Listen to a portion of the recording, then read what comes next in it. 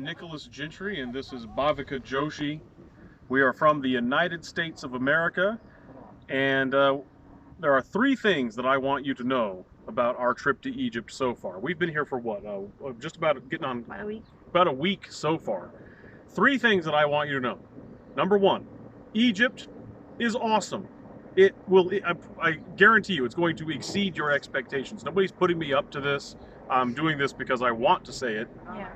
This will exceed your expectations. You've heard of the pyramids, you know about the Sphinx. There's a lot more in Egypt, especially if you go south and you take a cruise up the Nile. I cannot recommend that strongly enough.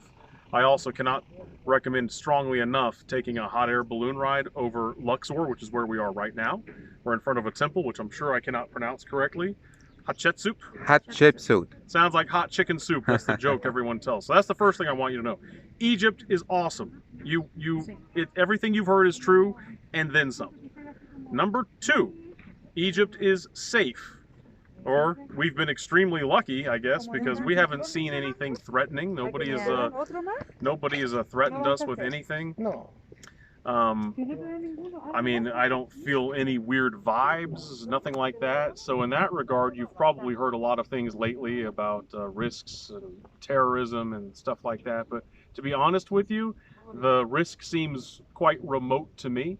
I would imagine that crossing the street in any major city is more dangerous in the United States than coming to Egypt. And there are definitely neighborhoods where we're from, Philadelphia, that are a lot more dangerous than any part of Egypt that we've visited so far. Absolutely. So I would not concern yourself with that too much. And the third thing I want you to know is that Look at Egypt Tours is the way to do it. Especially, they're the best. Yeah, and especially if Ramon, he's a very wonderful guide.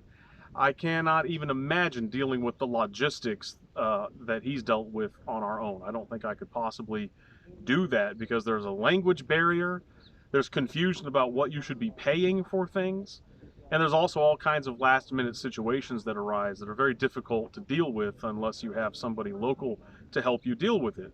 I haven't had any other tour guide from Well, no, we had another tour guide, Muhammad. He was also wonderful.